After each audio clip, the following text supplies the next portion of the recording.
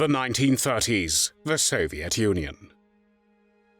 After investigation reveals that some members of the former Bolshevik Party question Stalin's authority and that there is a network of party members supposedly working against him, Stalin believes anyone with ties to the Bolsheviks or Lenin's government is a threat to his leadership and needs to go. He initiates the Great Purge, which starts with the arrests of party members, Bolsheviks, and members of the Red Army, and then grows to include Soviet peasants, members of the intelligentsia, and members of certain nationalities. However, the repressions take place not only in the Soviet Union, but also in Mongolia, the first Asian and the second country in the world after Russia to adopt communism. Purges and eliminations of the enemies of the people that affect the whole country, party, army, and especially the Buddhist clergy, result in at least 20 to 35,000 victims, about 3 to 5% of Mongolia's population at that time. One of the victims becomes the Mongolian Prime Minister, Peljidiin Genden.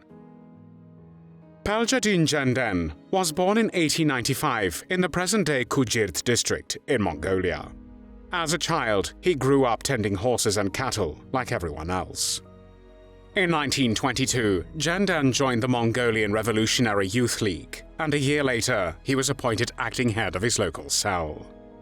From 1924, Mongolia was a one-party state ruled by the Mongolian People's Revolutionary Party and maintained close political and economic ties with the Soviet Union. This made Mongolia the first Asian and the second country in the world after Russia to adopt communism. The Mongolian People's Republic was modeled on the Soviet Union and became its satellite state until the year 1990. It was in November 1924 when Mongolian Prime Minister Peljidiin Genden took notice of Genden's outspokenness, and based on his recommendation, Genden was elected chairman of the Presidium of the state's small Khural, or Baga Khural, the small assembly that controlled day-to-day matters of state. This made him the effective head of state of Mongolia, a position he would hold from the 29th of November 1924 to the 15th of November 1927. Peljidiin Genden served concurrently as the chairman of the Central Bureau of Mongolia's trade unions. Genden served as one of 3 secretaries of the Mongolian People's Revolutionary Party's Central Committee from the 11th of December 1928 to the 30th of June 1932. The 3 urged for swift compulsory implementation of socialist economic policies, such as forced collectivization, the banning of private enterprises, the closure of monasteries, and the forfeiture of their property. The policy proved disastrous, as traditional herders were forced off the steppe and into badly managed collective farms, destroying 1/3 of Mongolian livestock. Over 800 properties belonging to Mongolian nobles and Buddhist monasteries were confiscated, and the heads of over 700 noble households were executed. As a result, open revolt broke out in several provinces between 1930 and 1932. In response, Moscow ordered the suspension of what it termed the leftist deviation policies of the Mongolian government, and in May 1932, several parties were purged for, as Moscow explained, trying to implement socialist measures prematurely. Because Genden met with Joseph Stalin in 1932 and won over the Soviet leader, he deftly survived the purge. On the 2nd of July 1932, after the purge, Genden was named through Moscow support the Prime Minister of Mongolia. He was also placed in charge of the implementation of Mongolia's New Turn, or New Reform, economic plan, which was considered an easing of more strict communist economic principles. This new policy in Mongolia included a reduction in taxes, as well as lessened restrictions on private businesses and religious institutions. Genden's popularity increased as Mongolia's economy was strengthening, and shortages were being reduced. In 1933, a personal feud between 2 party functionaries led to trumped-up accusations of widespread conspiring within the party with Japanese spies. Several hundred innocent persons were arrested. 56 were eventually executed, including pregnant women. 260 were jailed for 3 to 10 years, and 126 were sent to the Soviet Union.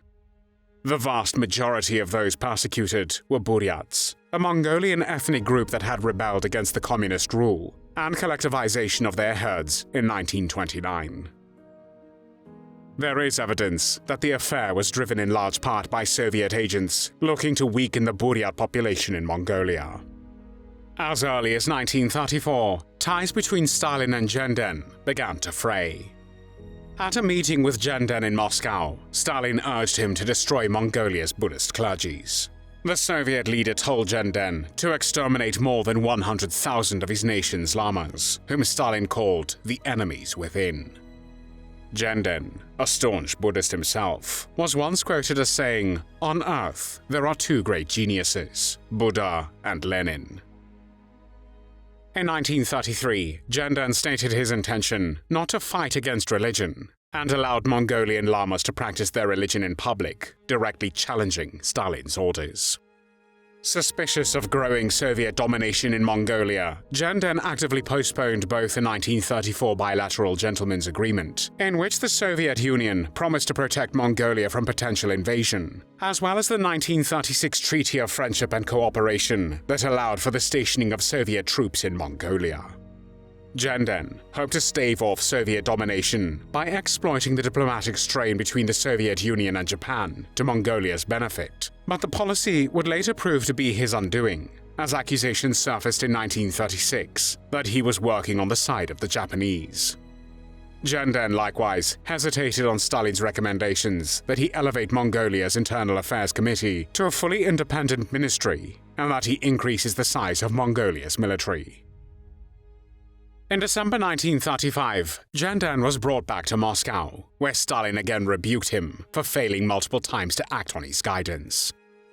What happened later shocked everyone present.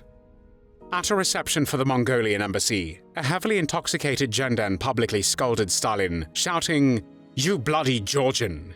You have become a virtual Russian Tsar!" Genden then slapped Stalin with such force that he broke his pipe and hinted that Mongolia was considering an alliance with the Empire of Japan. This event marked the beginning of Genden's fall. Upon Genden's return to Mongolia, his deputy Prime Minister Khorloogiin Choibalsan, acting on orders from Stalin, organized the second plenary meeting of the Mongolian People's Revolutionary Party in March 1936 in Ulaanbaatar, the capital of Mongolia, to permanently remove Genden from office. Party members, led by Dorjavin Lufsan-Sharov, reprimanded Genden for his actions in Moscow and accused him of sabotaging relations with the Soviet Union. He was subsequently removed from his offices of both the Prime Minister and the Foreign Minister, and then placed under strict house arrest. With the purge of Genden, Choibalsan became Stalin's favorite official in Ulaanbaatar and was named head of the new Internal Affairs Ministry, effectively making him the most powerful person in Mongolia. It was Choibalsan who, as head of the Ministry of Internal Affairs, led a dictatorship and organized Stalinist purges in Mongolia between 1937 and 1939. These purges saw mass arrests of top party and state leaders, lamas, soldiers, and citizens on false charges of counter-revolution and spying for Japan. The repressions were an extension of the Stalinist purges, also known as the Great Purge, unfolding across the Soviet Union around the same time. Soviet NKVD advisors, under the nominal direction of Mongolia's de facto leader Khorloogiin Choibalsan, persecuted thousands of individuals and organizations perceived as threats to the Mongolian Revolution and the growing Soviet influence in the country. As in the Soviet Union, methods of repression included torture, show trials, execution, and imprisonment in remote forced labor camps, often in Soviet gulags. Estimates differ, but anywhere between 20 and 35,000 so-called enemies of the revolution were executed, a figure representing 3 to 5% of Mongolia's total population at that time. Among the victims of those purges was also Peljidiin Genden, who was invited to the Soviet Union ostensibly for medical care in April 1936, and then spent 1 year at the resort town of Foros on the Black Sea. In the summer of 1937, however, he was arrested, and under interrogation and torture, admitted to plotting with the Lamist reactionaries and Japanese spies. On the 26th of November, 1937, by order from the Military Collegium of the Supreme Court of the Soviet Union, Genden was executed in Moscow for his attempt to undertake a political coup and being a spy for Japan. He was 42 years old. However, in 1956, 3 years after Stalin's death and nearly 2 decades after his own death, the Military Collegium of the Supreme Court of the Soviet Union rehabilitated Peljidiin Genden.